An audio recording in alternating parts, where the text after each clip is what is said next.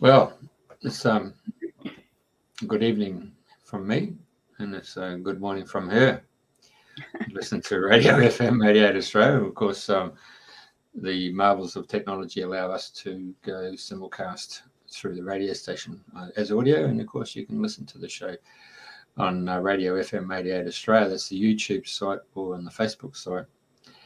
And of course, it's my co-host is in the UK, and it's currently 9 o'clock in the morning for her. So those people who are watching the archival shows just have to remember that if you wish to participate in the live shows, it's 7 o'clock Queensland time. Queensland never goes to daylight savings, so it's this constant 7 o'clock. The UK goes to time shifts with daylight saving. It's currently sitting at 9 o'clock. So without further ado, my co-host, who's sitting below me tonight, so the northern, southern hemisphere's got one over the northern hemisphere tonight. So I'll hand you over to Andrena. Hi, everybody. Good day. Welcome. And if you're new to Dreaming the New Dream, I hope you enjoy the show and you'll come back and watch many more. Today is Thursday, the 17th of November, and these weeks are going faster and faster. And I'm not going to mention any of the words that might be coming in December. It's my privilege to have Debra Sofia Magdalene on our show today. And I met Debra, I think we were working about 2017 in Glastonbury, as you do. We both work with doTERRA essential oils and other devices, which we'll come into later. But you've got quite a story to share, and you've I thought I was a cosmic gypsy, but nothing compared to you. You've got a pet sitting business, and I know you're Director of Global Hugs. So without further ado, welcome, and it's lovely to have you on the show. And I would love you to start from the very beginning and all the steps that have taken you, because I know you've been to Peru, you've been in the Amazon rainforest, you've done sacred plant medicine. So I know you've got lots of wisdom to share. So welcome, and thank you for being our guest today. Oh, thank you for the invitation, Andrena. It's great to be here with you this morning. So you were born in Lancashire, in Burnley, Lancashire, up north, for people that don't know where Lancashire is. I certainly was, yes. And, I lived in Burnley for a couple of years as a baby. And then my parents emigrated to Australia. And we lived in Australia for 4 years. And one of my sisters was born out there. And she's recently emigrated to Australia in January of this year. So, yeah, Australia's always in our hearts. And even more so now that one of my sisters is there as well. Yeah, nice that you've got a connection there, for when you go across. Yeah, definitely. Okay, so carry on. How because I know you've done so many different things. So do the stepping stones of where they've led you to this moment in time now. Okay. Well, there's quite a few stepping stones, but I'll start on my awakening, I think, which was in 2004 when my husband left me for another woman. And, we'd been together for many, many years, for like 19, 20 years, had 2 children. And, when he left me, I thought, I've got an opportunity now to really create the life that I want. And it was very much an awakening because I was quite asleep back then. He was into David Icke, and he'd be like reading and talking about energy and frequency and vibration, and it just went completely over my head. And I think there's always divine timing for everything. But, he did me like a huge service, and I'm sure that we had a soul contract for that to happen, because I then started to plan out my life. I was 44 at the time when we split up. And, I'd always done a lot of personal development training. It was always very much part of my life. But I enrolled on Tony Robbins' Mastery University course and found myself going to America and Australia and training with him all over the world. And And then I was running events in Manchester for 10 years. The events were called Mastery Path, and we'd host speakers from around the world to come and share their wisdom. And that was a big part of my awakening as well, and my knowledge and my wisdom coming in. And I was doing like supported lodgings with homeless teenagers. I had a big 5-bedroomed house. And so for 5 years, I was taking in young people that really needed that support in life. They couldn't live at home, or the parents had passed away, giving them life skills. And then when I turned 50, I thought, you know what, all my life I've spent time looking after everybody else, and it's now time for me. And the aha moment came when I was actually having a coaching call with my coach, and he said, Deborah, where do you come on your list? And it was oh my goodness. And he said, how many people are you putting before you at the time? And I was like number 8 or 9 on the list. And that was a big wake-up call for me. And I thought, oh gosh, I've got, like we're sort of conditioned, aren't we? And I think especially as women, to put other people before us. But if we don't look after ourselves, we can end up burning out. And that's what was happening to me. And so I made a big life decision. I decided that I was going to sell my house, and I gave my children 6-month notice to leave home. They were 22 and 24 at the time, so it wasn't as if they were babies. Yeah. And I just thought, all the time that they're living with me, they're not learning the life lessons. They've got it too easy at home.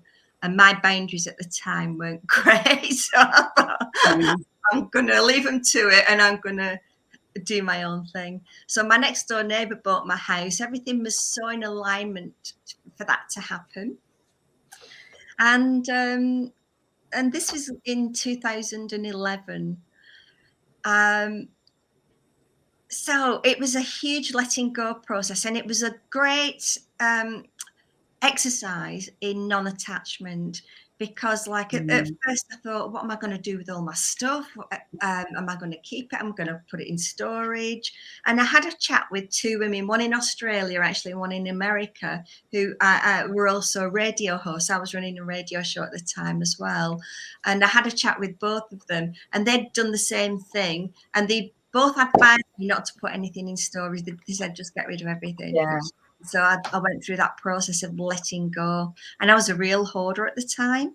And so it was hugely emotional, like going through all these birthday cards I'd had since age 1. Oh my God. It was like, you sort of hold on to your past sometimes. And that was something that was instilled in me from my mother, because, and I think being war babies, they don't let anything go. There's always, you hold on to everything in case you ever need it again. So that was a biggie for me. And so what happened was in 2011, I'd sold my house, and I'd actually planned a 2-month road trip around France, and I actually got in the car with the camping gear. I was with my partner Paul, and we set up at 2:00 in the morning to drive down to Dover. As we're driving down the motorway, I felt lighter and lighter and lighter. And I always remember the sun coming up. And I asked Paul to take a photograph to capture the moment. As I was driving down the motorway, I started to get quite hysterical, and I started to think, oh my God, I've done it. I've done it. And then, Jeffrey, if you just want to put this first photo up, this is like the moment the sun's there, and I'm thinking, oh my God, and I just felt so excited, and also like butterflies in my stomach, because it was like a huge thing for me to have done. And the weight of clearing the house and like all the fears that were coming up just completely vanished. It was wonderful. So I drove down to Tuscany, and we had a week in a villa in Tuscany, and then we went to Damanhur, which is a spiritual community up in the mountains in northern Italy, and spent 10 days there.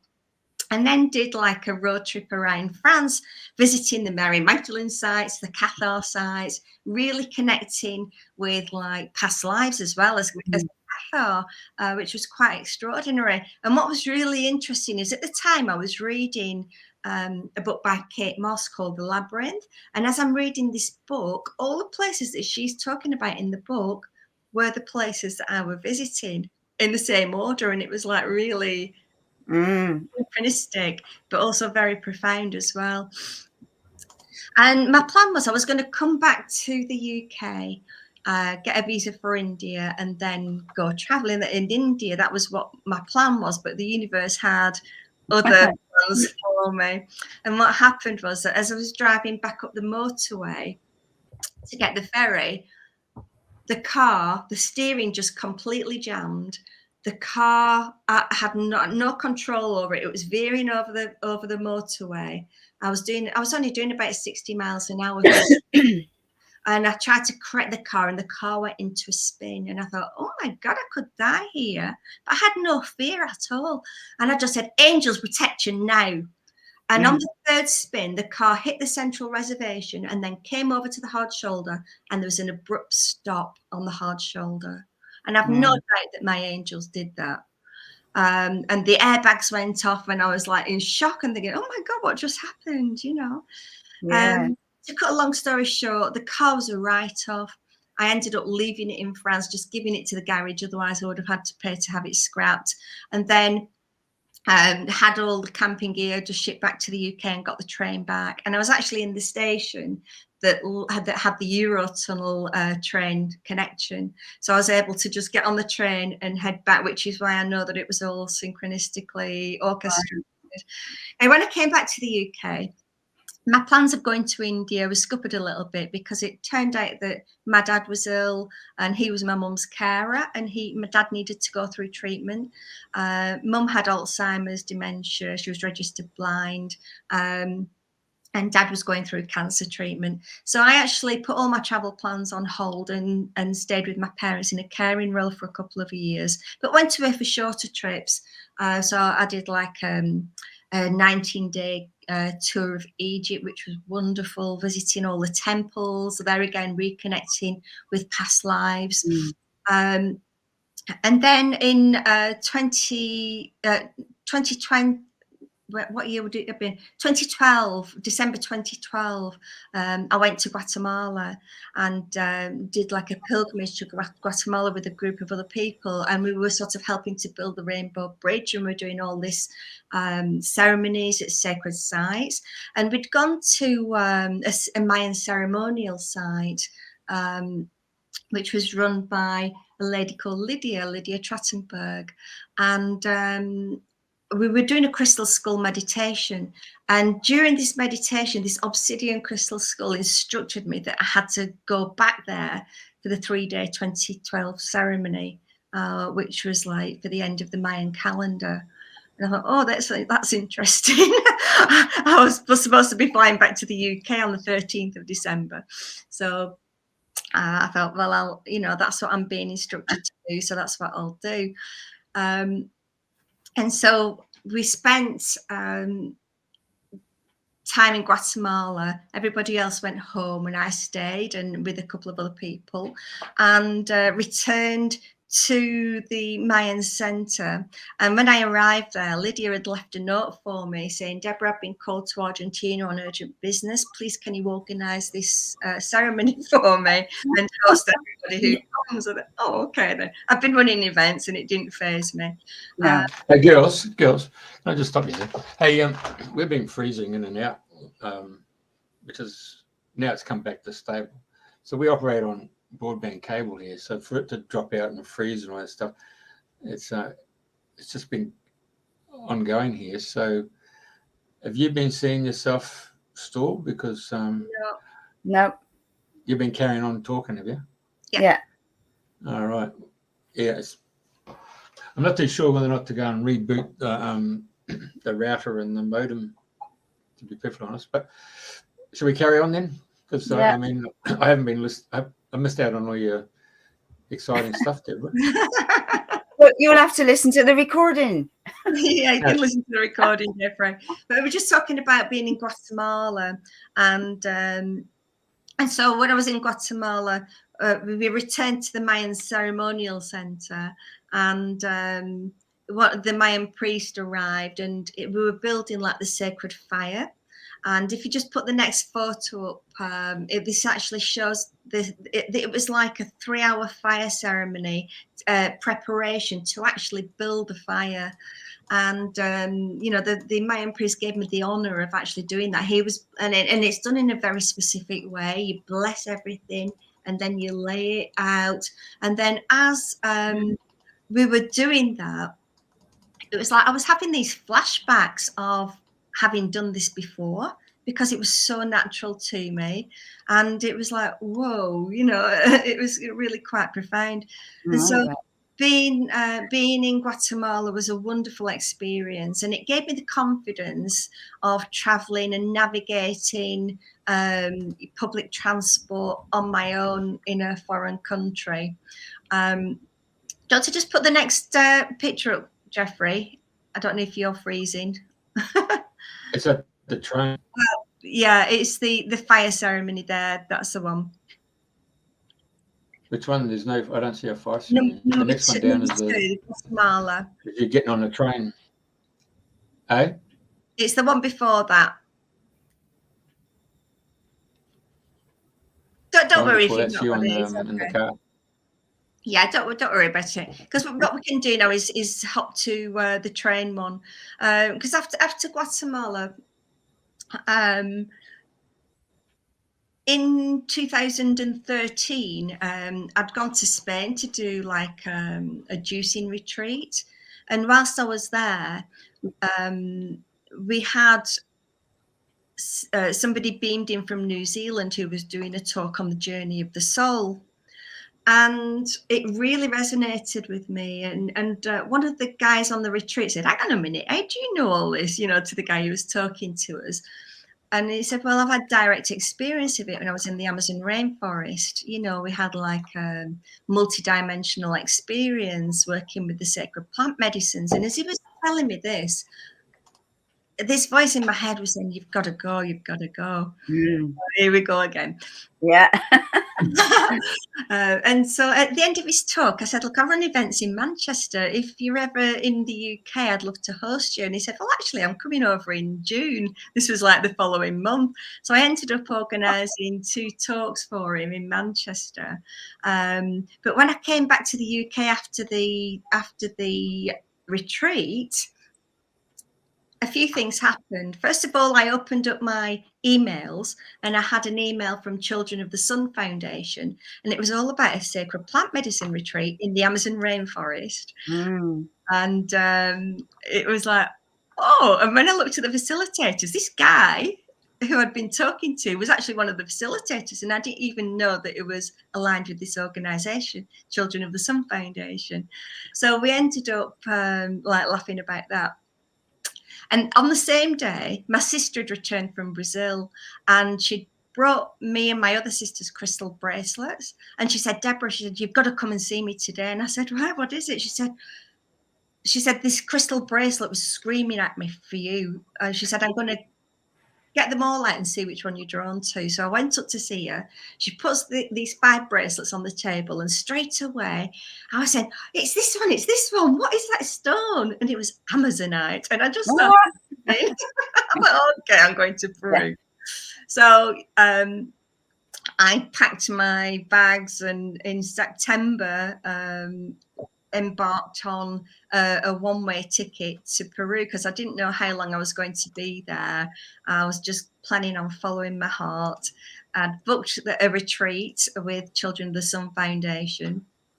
I was there with my backpack at the train station, which was really, really heavy because it was full of school supplies and, things for the children in the Amazon. And there I am with my coffee in my bags, heading into the unknown. So, we flew to Lima and then went up to Iquitos. And then on the next photo, it shows like a boat that we're traveling down the Amazon in, and it was like a 6-hour journey from Iquitos to the San Jose Pueblo on the boat, which was really deep in the Amazon rainforest. That must have been amazing. Oh, it was incredible. That's not the right. All the photos are numbered on my new. Yeah, so it's the Amazon boat. There's a group of us sitting there on the boat, and it was a wonderful journey. What I absolutely loved about the Amazon was that we were living completely in harmony with nature. There was no running water, no electricity.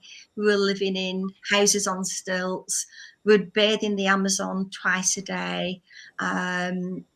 And we were following like a specific dieter, which the shaman use, which I've been following before I went there as well. So, super clean diet, no sugar, no salt, no spicy foods, just very bland foods. And it's preparing your body to receive sacred plant medicines.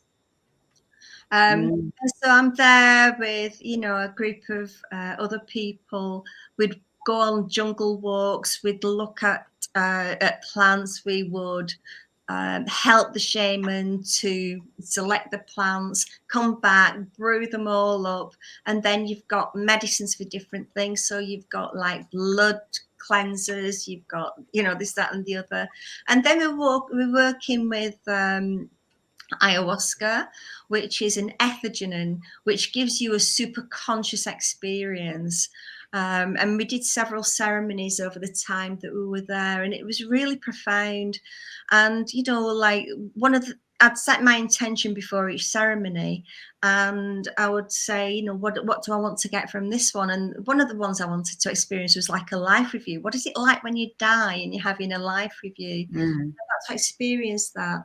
I did like an ancestral healing down the family line, which was profound.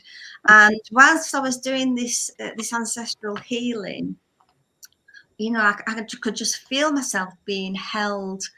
And the shaman and, the facilitators got up and they all came in a circle around me, and they were blessing me with the Agua de Florida.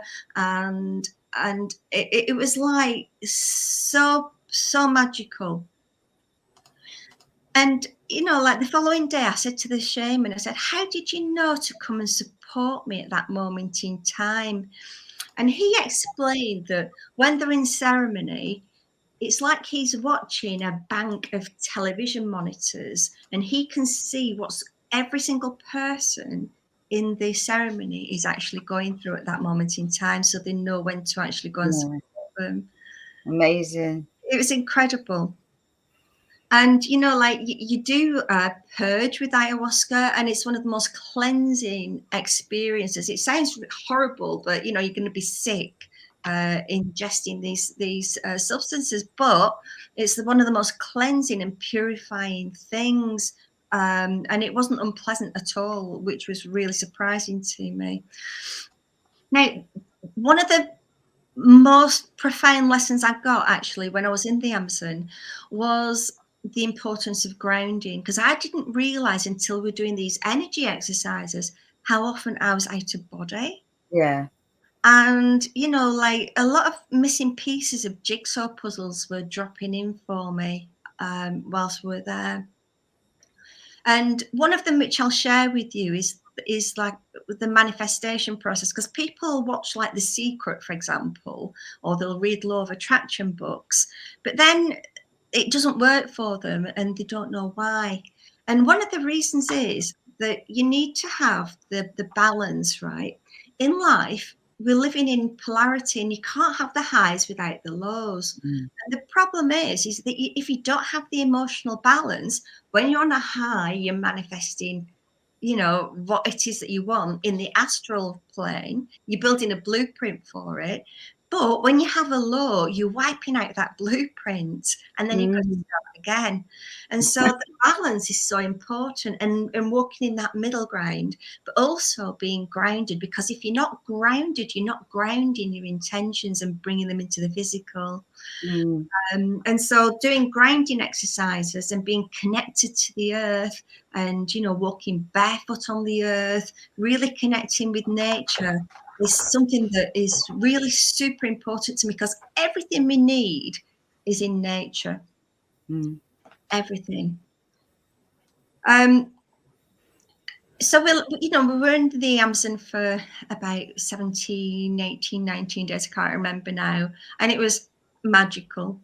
And I always remember, you know, the journey back down the Amazon. I'm sitting on the front of the boat for a lot of the journey in the beautiful sunshine, just taking in the surroundings. And it was a very different journey going out of the Amazon than it was coming in.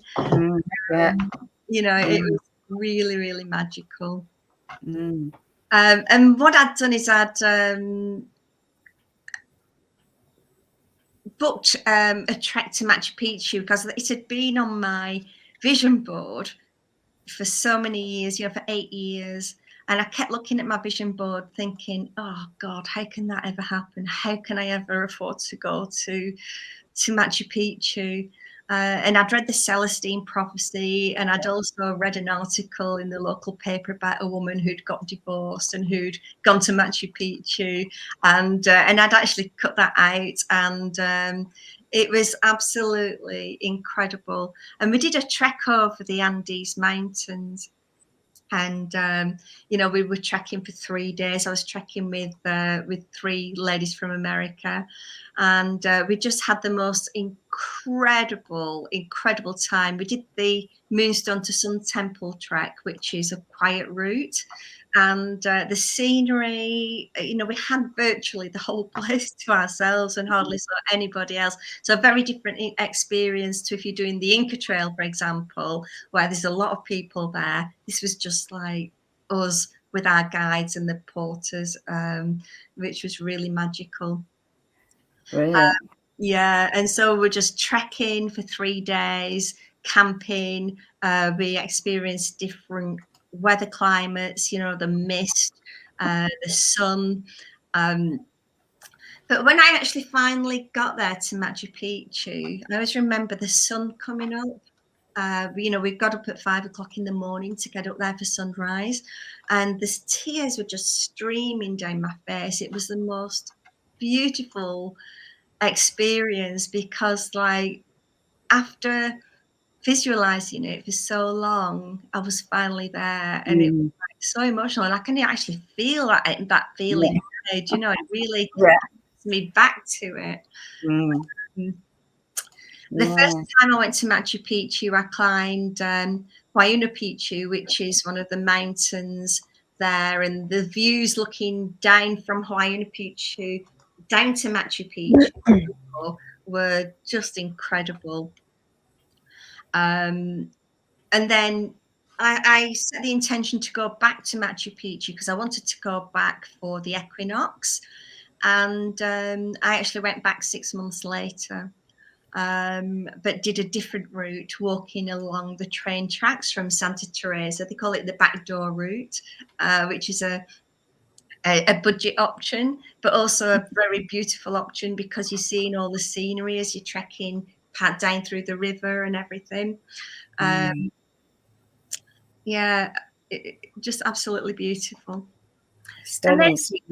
And then I wanted to stay still for a while, and so I rented a room in Cusco, and I stayed in Cusco for several weeks and started writing a book actually called Life Lessons from Mosquitoes, which came from my experience in the Amazon working, you know, with the plants. And I remember at the end of one of my journeys, the mosquitoes have always eaten me alive. Oh, ditto. God. Yeah, they always love my blood. And I always remember at the end of my first ayahuasca ceremony, a mosquito landed on my hand, and I gave it permission to suck my blood. And I was really tuning in to what that felt like, and really tuning into the mosquito. And it's like I shape-shifted into the mosquito and match my frequency to the frequency of the mosquito. And all my fear around mosquitoes just vanished. And I was giving this mosquito permission. And then, you know, when it was full, I said, okay, on you go. And off it went. And so, like in the book that I started to write, I was researching mosquitoes, and I found that it's only the females of the species that bite you, and they only bite when they need the protein from your blood to nurture the laying of the eggs. And so it changed my relationship with mosquitoes. I'm thinking, oh wow, I'm nurturing a female, I'm nurturing a sister from another species. Oh, that's a different way of looking at it. Yeah. And, you know, I have to remember that, you know, I was in their home, I was in their environment. And, you know, all my fear about insects and things just disappeared. And after being in the rainforest for a while, and then staying still in Peru, I went up to Arequipa and I did a trek of the Colca Canyon. Which was just incredible. And the Colca Canyon was like such a difficult trek. It was a 3-day trek. There again, the scenery is absolutely stunning. It was really hot. That one there that's up on the show at the moment, that's of the Andes. If you just find the other ones where I'm in the sun with the rocks, Jeffrey.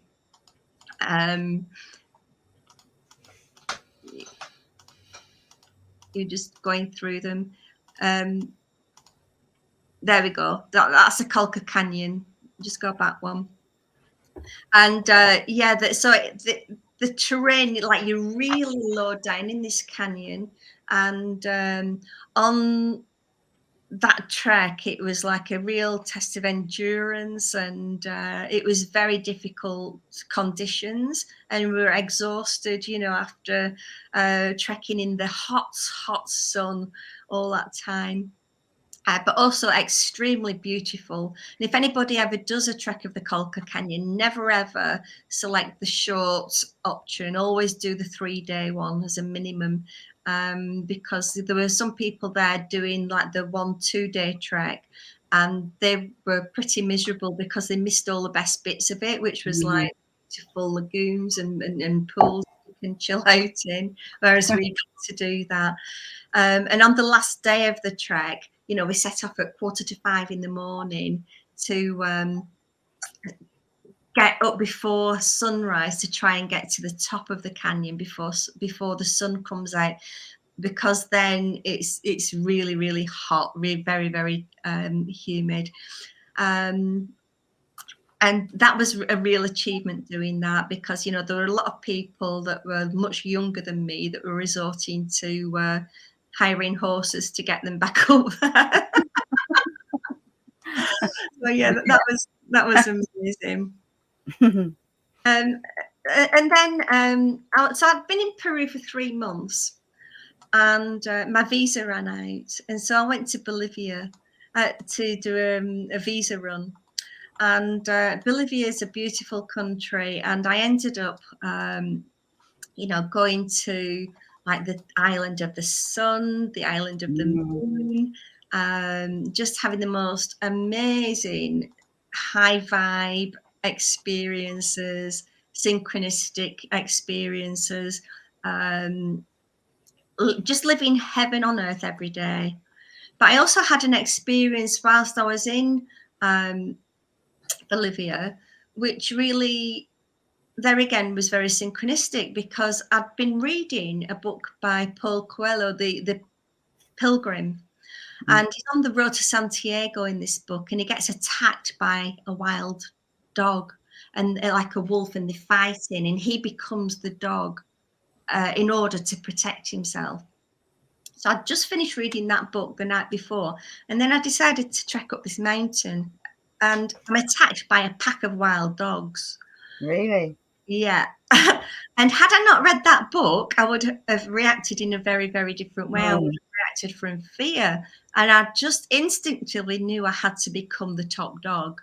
So I just turned around and roared at these dogs. And they sort of didn't know what to do and backed off. And then this, like, the leaders of the pack came at me again, trying to attack me and bite me. And I just went, ah! And I just gave it everything that I had. And they backed off, and I turned around and shut up and think, oh my God. So then I'm looking for like a big stick in case they come back, you know, so that I've got some protection. But it's amazing the resources that we can draw on from within ourselves when we actually need to. And we can access any resource at any time. So it's really useful to look at different archetypes and to try on different personas so that when you need to access those, you've got them in your arsenal, because we all need to have things at our disposal whenever we need that.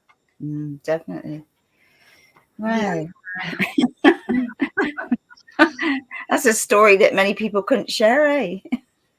Yeah, and I stayed in La Paz for 3 days in Bolivia, and I absolutely hated it. The energy there was really, really heavy. And I actually was, I was caught up in something called the tourist police scam, and ended up being kidnapped in the back of this car. Another day in your life, eh?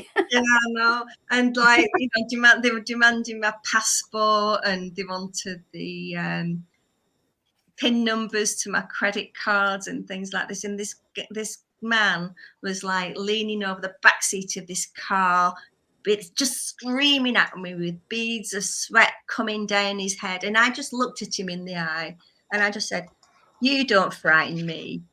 I said, "You either take me to the police station or you let me out of the car now." And they didn't know what to do with me. There's 3 people in the car with me that are all caught up in this scam. And so in the end, they stopped the car. I opened the door, jumped out in the middle of nowhere, and then tried to find my way back to where I'd come from, you know, in the centre of town. And I went to one of the tourist operators because I booked a tour to the Unity Salt Flats. And I said to him, "What do I do? Do I go to the police about this, or, you know, what should I do? What would you advise?" And he said, "You have been very, very lucky." He said, "This scam has been going on for about 15 years and the police are in on it. So there's no point going to the police." He said, "If you do go to the police, you'll end up missing your bus to where you're going next." He says, "So just thank your lucky stars." And there again, whilst I was in the car, I brought my angels in for protection. I work with my angelic guides, and I've no doubt that protected me. I was very fortunate to get away. And the only thing that was stolen from me actually was an external power bank, and also my lead to recharge my iPad. So I set the intention to be able to find another lead, because I was going on this spectacular 3-day tour of uni, and I wanted to be able to take video and things on my iPad and to be able to recharge it. And fortunately, there were people on the tour that had iPads, and I was able to charge it. And then on the last day of the tour, I'd gone to a bar with a friend that I'd met on there, Layla from the UK actually, and we met these Australian guys. And I just happened to say to them, "I'm looking for a lead for an iPad. Does anybody have a spare one?" And they did. So I bought that off them, and everything was good. But, you know, it just shows that when we're actually in a really, really high vibration, we can set an intention and it can manifest very, very quickly. Very, very quickly. And so I tend to live my life like this, you know, in trust, in grace, and with adventure and excitement. Because when we're living in a high vibration, you know, life becomes effortless, but we still have the challenges because those are there for growth. You know, you can't have like the other. there's one of the story I'll just share with you of Peru, and I was actually living in Ollantaytambo for a while, and I'd look out of my window and I would see this mountain, and I decided one day to climb this mountain, and it was like, I remember it was quite a challenging climb. And I was actually, I thought, you know, when you're climbing mountains, you think you're nearly at the top, and you get to that point and then Yeah. behind it. It was a bit like that. But there's an outcrop, and I was sitting on this outcrop. I'd climbed up to actually sit on it and like for the views below. And then I thought that was a really silly thing to do, because I'm up really, really high here. It's a sheer drop at the front and on either side of me, and I've actually no idea how I'm going to get back down. So I got my iPad out and I recorded a little video in case I fell off the mountain and people were wondering what happened to me. So I recorded this this little video saying, you know, I thought I'd better just come up here and explain what's happened. But then what I did is I called in the ancestors from the land, and I just said, look, I need your protection, I need your help, I need to be safe, I need to connect safely with the land. And it really was about taking a leap of faith, because I had to actually jump from this place to where, you know, I was actually safe. Do you want to see if that one will play, Jeffrey? This is actually the video. But I'm in Ollantaytambo, and I've decided to climb the nearly at the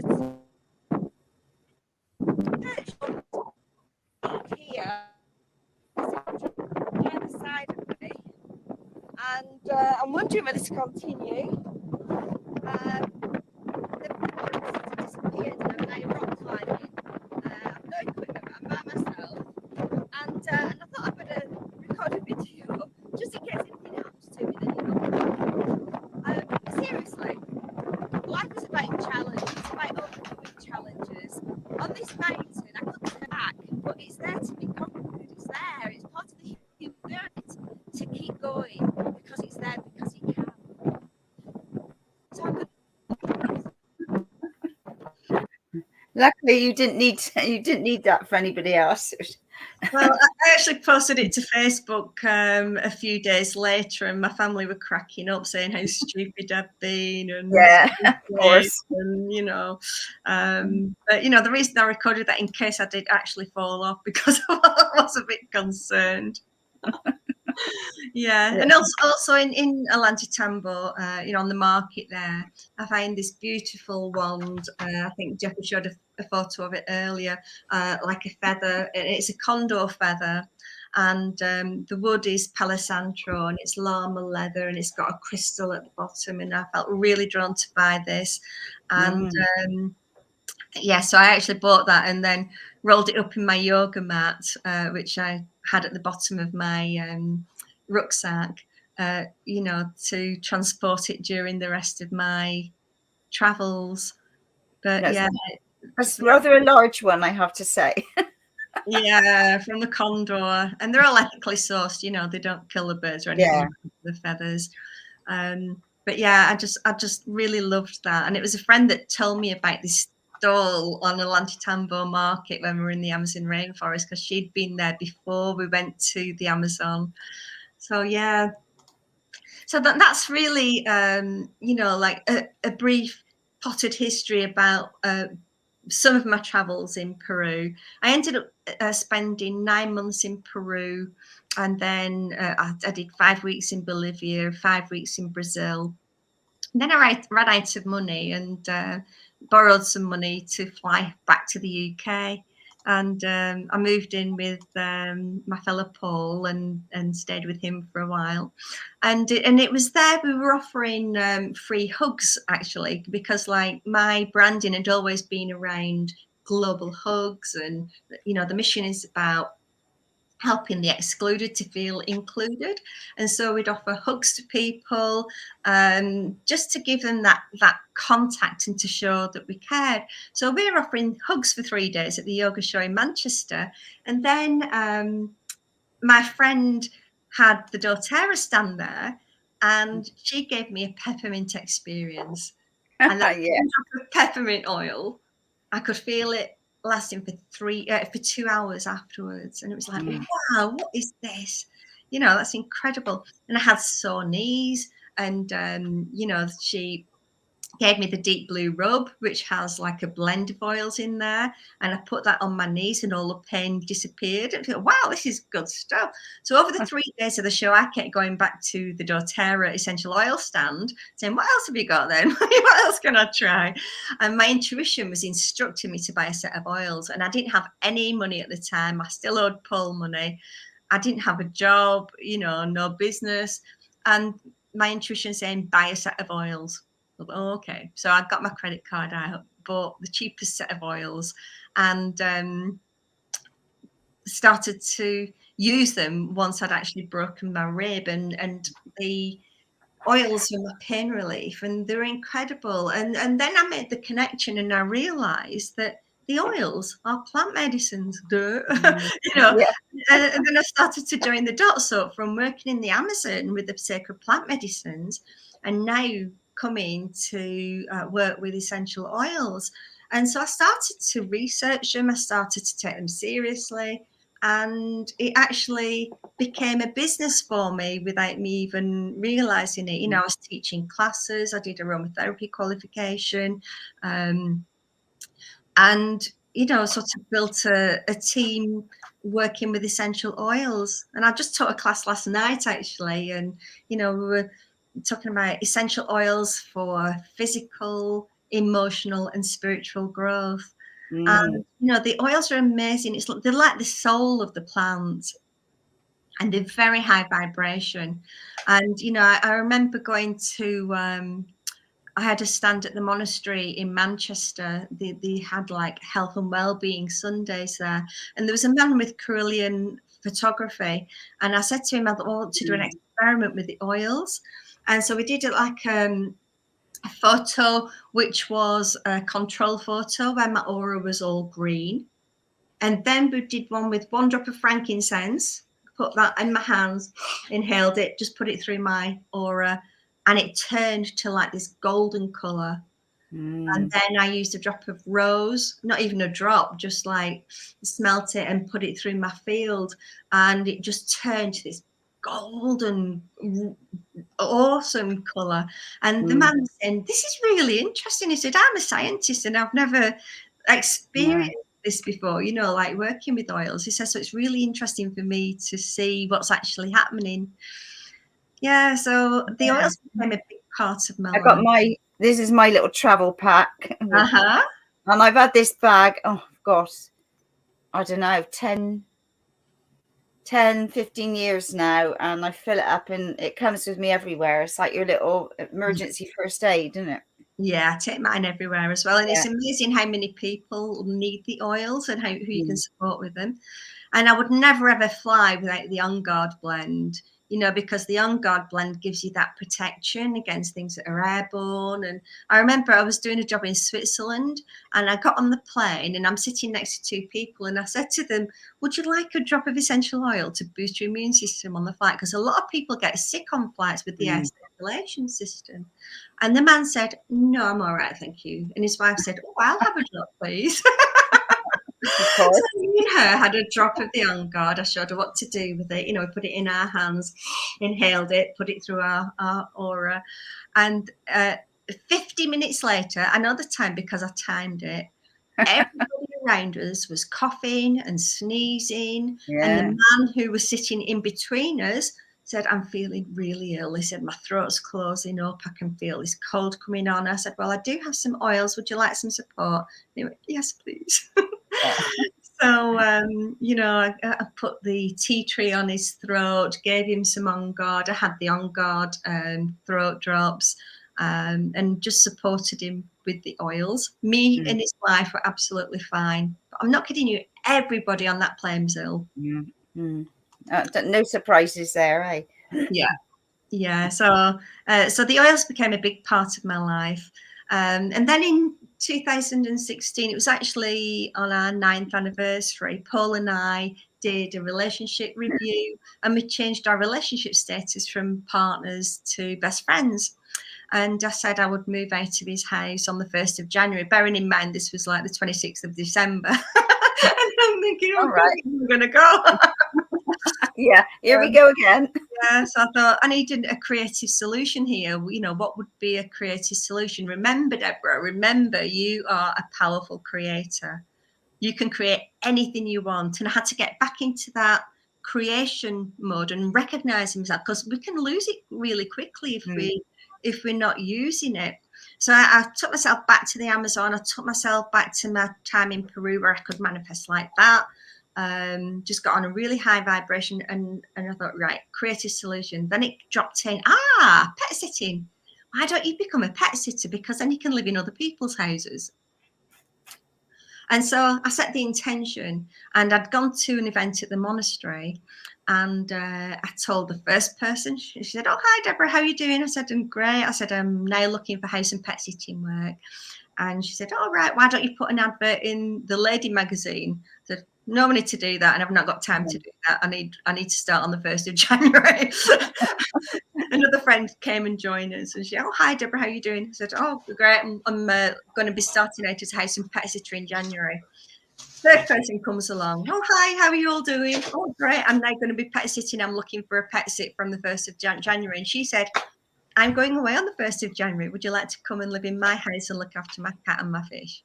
And that's how it all started. And for the first 2 years, it was like going from one job to another, to another, to another. I didn't have a break for 2 years solid. And it was living really in trust, because sometimes the night before, I didn't know where I was going to be living the day after. And it was like I was testing myself to the limit. And then I remembered, I said, right, come on now, drop in. Where am I going tomorrow?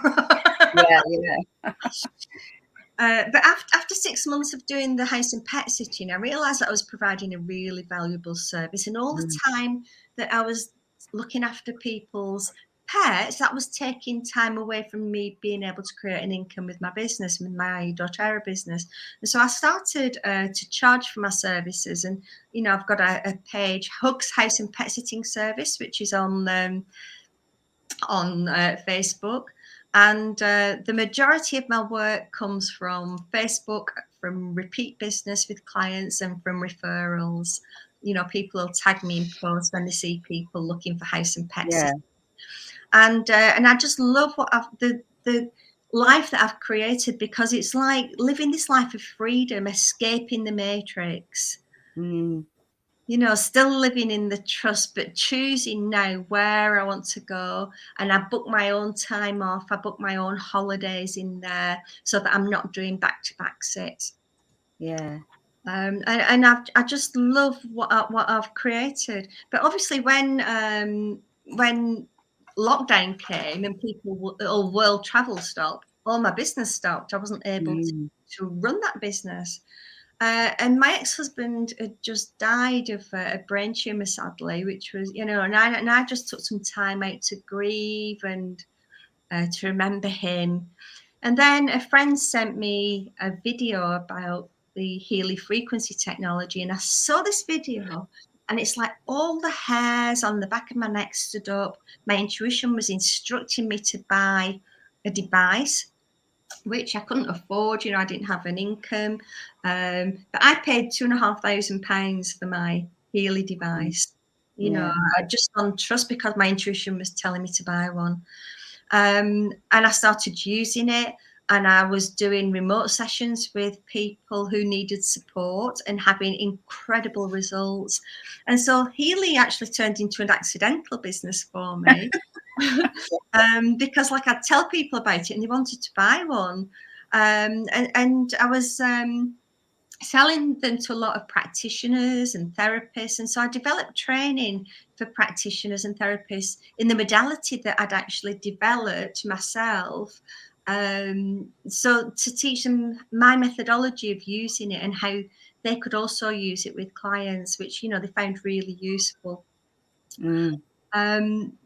So, my mission really is about helping people to become the best versions of themselves, to live a high vibrational life, to focus on raising their own frequency. Because when you do that, you're increasing the frequency of the people around you. You're helping to raise a vibration, which then helps humanity. So, and one of the things that we're taught is like not to focus on yourself, to focus on other people. But when you go within and when you work on you, you're doing a service for everybody. Yeah, definitely. So always remember that it's not a selfish thing that we've been taught. It's actually a role that's super important.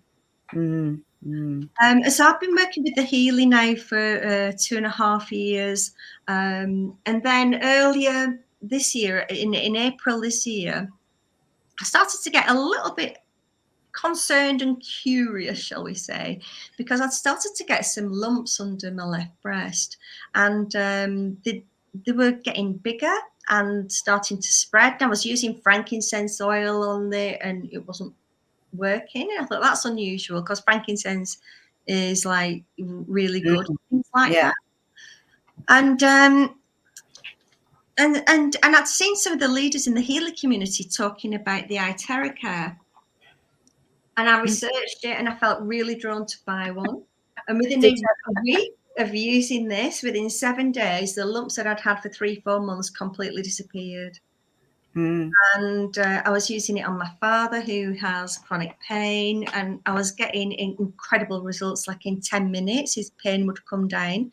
I could get the same results with the Healy, but it would take an hour. Fast track. And so I bought my dad his own Iteracare, because like he can't use a Healy anywhere, because he's not got a smartphone, can't use apps. Whereas with this, it's so easy. You just plug it in and blow it.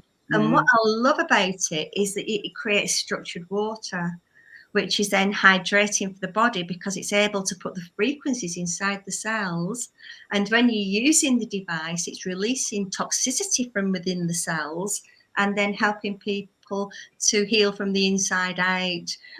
So it's like a hot air blower, which emits terahertz frequencies, which are the same frequencies as the human cells. And there again, I started to use it myself, and, no intentions of selling it, but you can't do things like this to yourself, can you, Andrena? No, but it's like the wand has got its own magic and its own momentum, because I didn't plan to, I just got it for myself. And like, all my soul tribe, if you like, they've all got one, and most of them have got one intuitively without using.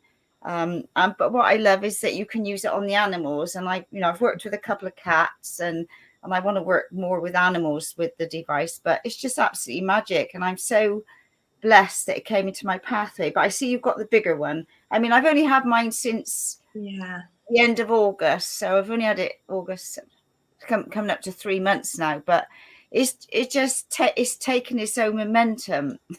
The products are phenomenal.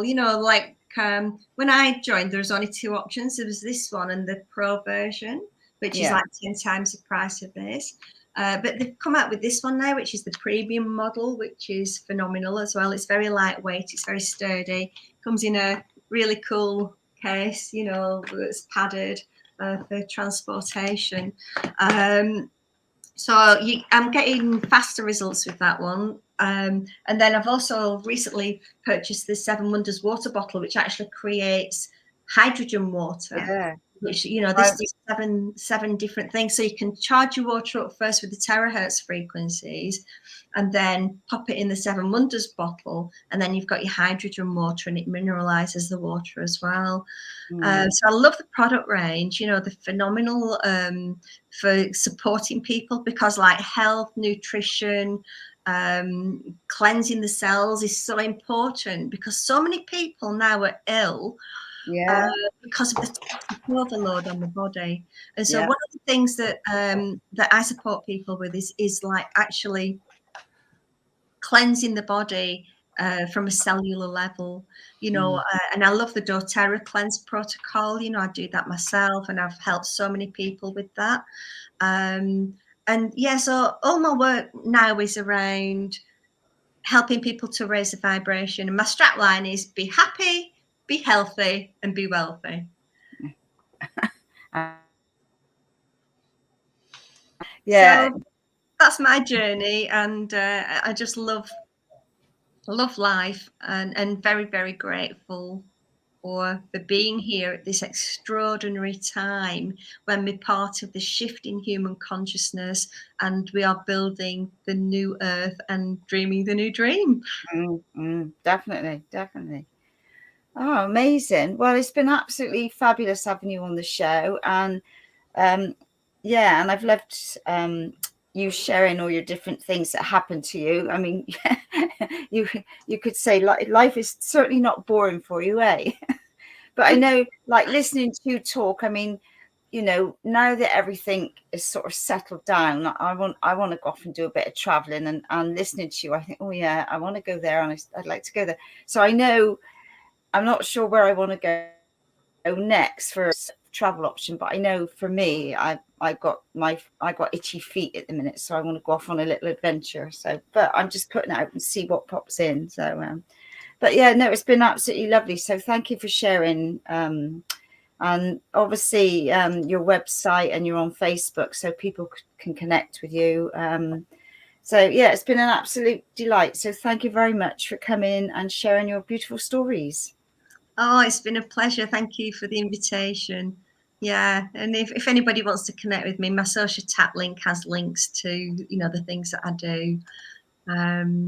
Yeah, and it's https://socialtap.com, and the Debra Sofia Magdalene is initial capitals. It does recognize the initial capitals, so you need to put that in, otherwise if you put it in lowercase it doesn't come up. I don't know how you keep up with all your social media. God. For me, it's like, oh my goodness. Oh, anyway. Yeah, so there we go.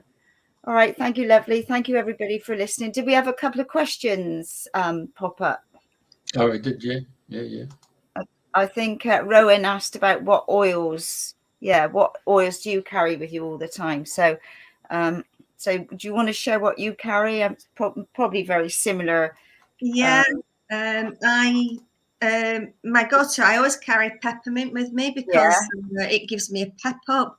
It's good for the digestive system.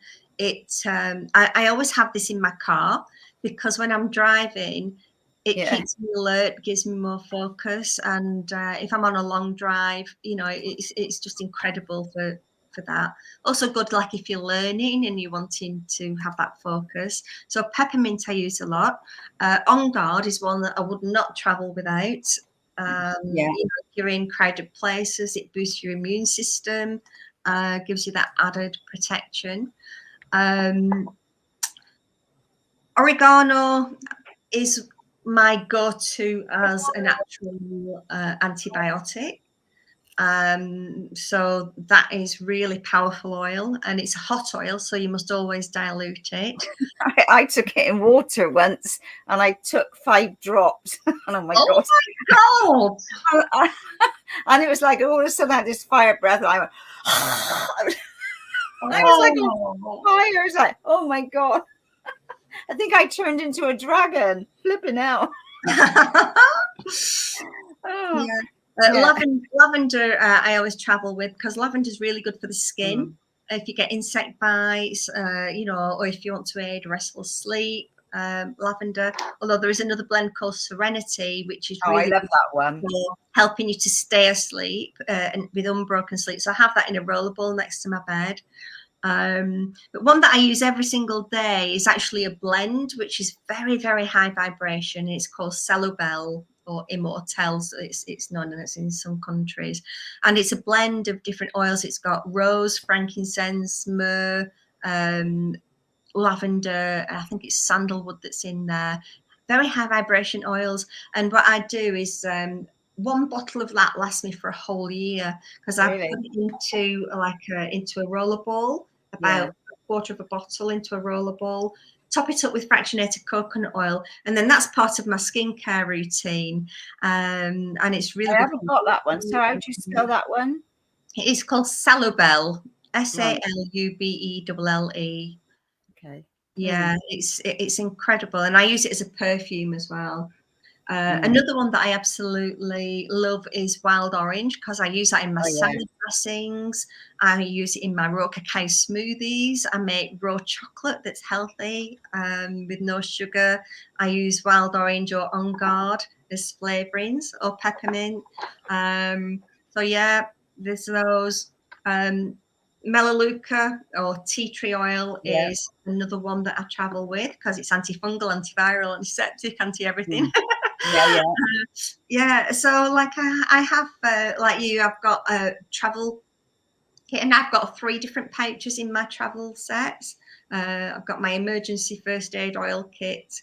If I'm going to somewhere where there's mosquitoes, for example, I'll use a TerraShield spray, which is fantastic. It's a really good. It smells nice, that one, doesn't it? Yeah, it's quite a powerful oil. Yeah, so I you know, sometimes it's really difficult to know which ones to take, and so what I've done is I've decanted. I've got like so many oils now. I've got boxes of them, and what I do is I'll decant them into the 2 ml bottles, and then I'll take the 2 ml bottles with me, and then I've got you know, a range of oils can carry on then. Yeah. Well, thank you for sharing that. So I know. So where was the link that you spoke about yesterday? You did a talk on emotions and oils. Where is that there for anybody to have a listen to? No, it was a live event. It wasn't. Right. Okay, fair enough. Right. Yeah. Okay. I just saw a question coming in there. From Andrew. Yeah. Did I see any lights in the sky when I was in the Andes? I didn't in the Andes, but when I was in Guatemala, I did. When I was in Guatemala, we went to Honduras, and we went into Tikal National Park, and we were staying in this ranch there, and you've got like armed guards there on the door, and we actually bribed the guards to let us, to escort us into Tikal in the pitch black. And there's some mix up in the arrangements, and by the time Paul and I had went to meet the group, they'd already gone. And so we thought, well, we're not missing this opportunity. So we paid another guard to take us in, you know, on a private tour of the park. And as we were going through the park, it's absolutely pitch black, right? The guard's there with his gun and everything. And we're there saying, are we doing the right thing here? We're going into the jungle. We don't know what's here. We're with somebody we don't know who's armed. But we thought, hey, you know, you're only here once. But as we were going through the trees, these balls of light were darting in and out. And we said, oh, wow, look at that. And the guard was like quite taken aback. And I said, is this normal? And he's freaked out. Yeah, and I was saying, like, take me to the door, because like the group had said they were going to go to the door to do this meditation. I'm saying la puerta, alto, you know. And so it actually took us to the highest pyramid in Guatemala. We climbed it in the pitch black, and we're sitting there at the top under the stars and just looking at the stars, and we could see like craft in the sky. It is the most incredible experience, and I'm sitting there thinking, this is surreal. Yeah. You can't pay to have these experiences unless you're actually living what you talk. You know, you got to walk your talk, and when you do that, the most magical things happen. Yeah. Brilliant. Well, thank you. It's been an absolute delight and pleasure, and thank you for sharing. My pleasure. Hey, what's going on next week? Ask me next week. I think. Hang on a minute. I think it's Andrew in Glass. No, is it Andrew? No. I got a lot going on here in a minute. Matthew Haynes from Glastonbury next week. All right. Yeah, so I'll send you some info later. 6 hours out of 6 hours in the desert. Yeah. Yeah. So I'll be coming remote from the outback. Mm. So we're going to pig racing next week. Oh, that'd be fun, eh? So, but yeah, I'll send you all the info after the show. I've got it all ready to rock and roll.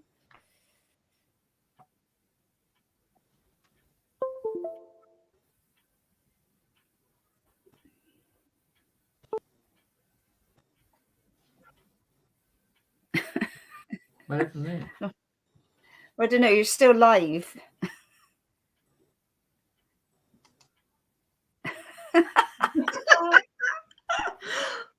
Mm.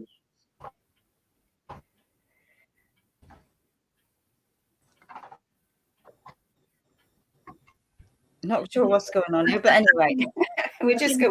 Jeffrey keeps freezing. Yeah. Yeah.